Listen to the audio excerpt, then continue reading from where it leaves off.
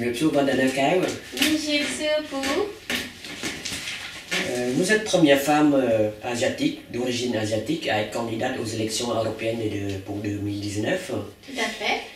De quoi s'agissent ces élections européennes et le rôle des députés? Alors actuellement, nous entendons souvent parler de l'Europe parce que nous avons un président, Emmanuel Macron, qui souhaite une Europe forte et unie et solidaire. Et je le suis entièrement parce qu'il est important que tous les pays européens aient une même direction et que nous puissions avancer ensemble afin de renforcer la démocratie dans le monde et surtout donc dans les pays européens. Et aussi trouver un budget commun et un budget qui ressemble à l'Europe. Donc être eurodéputé, c'est avant tout avoir la possibilité de prendre des décisions par rapport donc, aux grands objectifs que je viens de vous énoncer tout à l'heure. Par rapport à réunir, à rendre solidaires donc, les différents pays européens. C'est comme une grande famille et on a besoin donc d'une mère pour diriger l'ensemble de cette famille nombreuse. D'accord. Vous qui êtes maman, oui. Vous pouvez parler de votre parcours? Ah. Alors oui, vous avez bien raison de préciser, je suis une maman donc, de 2 petites filles et je suis donc entrepreneur. J'ai débuté dans le notariat puisque j'ai fait 17 ans de notariat et c'était un parcours extraordinaire pour moi. Je crois j'ai commencé donc dans le notariat en 1999 et je pense même être la première femme asiatique dans la région parisienne à travailler dans le notariat. Donc j'ai fini ma carrière en étant responsable de service d'un pôle immobilier. Et je suis aujourd'hui passionnée dans ce métier parce que c'est un métier où on est proche donc, des gens, où on leur apprend et on leur aide dans leur quotidien. D'accord.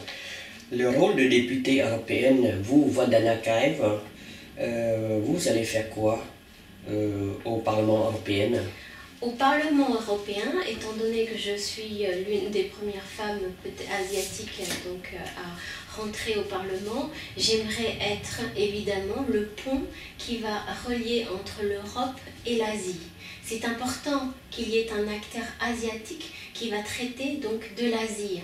Il est important surtout que cet acteur politique prend conscience de la situation réelle des choses. Et moi, j'ai vécu en Asie, je suis née en Asie, je connais le peuple asiatique et je sais les problèmes que rencontre le peuple asiatique aujourd'hui. D'accord. Vous êtes née pendant la guerre civile au Cambodge, exactement en 1975.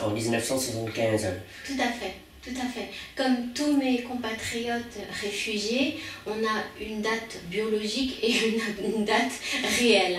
Je suis donc née en 1975 biologiquement et j'ai été déclarée en France en 1977 parce que quand je suis arrivée en France, j'avais 8 ans, mais je faisais un enfant de 4 ans et je ne savais même pas parler.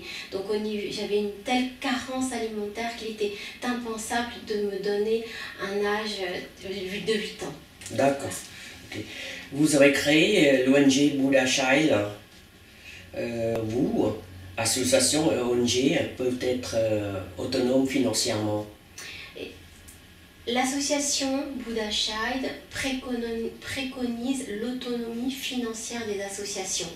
L'ONG Buddha Child est là pour fédérer les autres associations, pour les aider en fait à utiliser les outils et les moyens qui sont accordés, alloués par les instances internationales que beaucoup de présidents d'associations ne connaissent pas. Donc ce que je cherche, c'est d'essayer de faire en sorte que les associations existent et perdurent le plus longtemps possible avec les moyens et les outils du Parlement européen. Donc ce n'est pas du tout incompatible par rapport à ma fonction au Parlement européen. européen, c'est pour aider à divulguer les informations que les présidents d'associations ne connaissent pas. Donc je pense pouvoir apporter un petit plus pour les aider à être plus autonomes. Parce que nous ne pouvons pas aujourd'hui attendre que des subventions du gouvernement, des subventions des différentes instances, des différentes administrations. D'accord. Vous êtes également présidente de la Ligue des droits de l'homme. Tout à fait. Vous pouvez dire votre rôle au sein de cette... c'est une ONG C'est une association de la loi donc, de 1901 donc, en France. Oui. Et cette association, la Ligue des droits de l'homme, a pour but de protéger les personnes défavorisées et faibles, leur défendre au niveau juridique pour leur apporter un minimum de droits fondamentaux.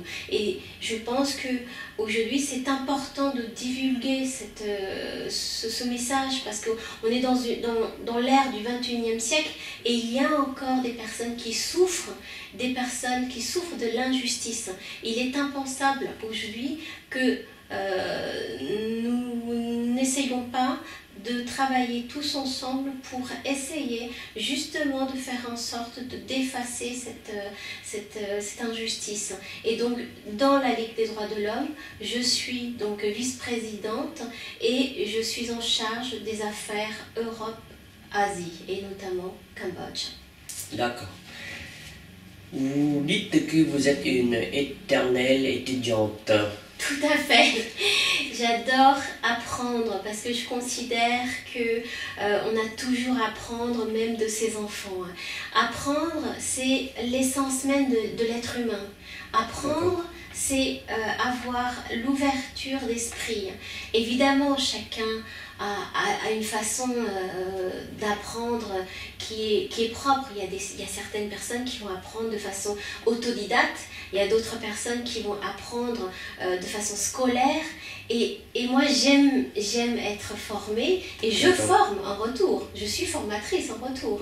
Donc je forme des directeurs d'agences immobilières dans le domaine juridique. Donc moi-même, je forme. Je crois en l'essence humaine, c'est-à-dire que l'humain, à la différence du robot qui n'est pas programmé, d'accord, a une possibilité d'évolution, une possibilité de changement. Et c'est pour ça que je souhaite être à l'Europe parce que je voudrais faire changer les choses. Je suis convaincue que l'être humain peut changer et peut améliorer les choses. Et c'est pour ça que le progrès est essentiel. Et le progrès doit aller dans le même sens. Si chaque État va vers une notion de progrès de façon différente, ce ne serait pas possible d'avancer. Vous comprenez? Et c'est pour ça qu'il faut l'Europe, il faut une Europe forte et unie pour pouvoir avancer dans la même direction, pour trouver la démocratie. D'accord. On peut aussi apprendre avec la nature. Ah mais complètement, il faut. C'est pour ça que ce que je vous disais tout à l'heure, on peut apprendre de façon personnelle, on peut apprendre en allant donc à la fac, on peut apprendre de façon complètement naturelle, donc en palpant donc le fonctionnement, en observant la nature. Et ça c'est très bien. Akon Chan, Vandana. Akon.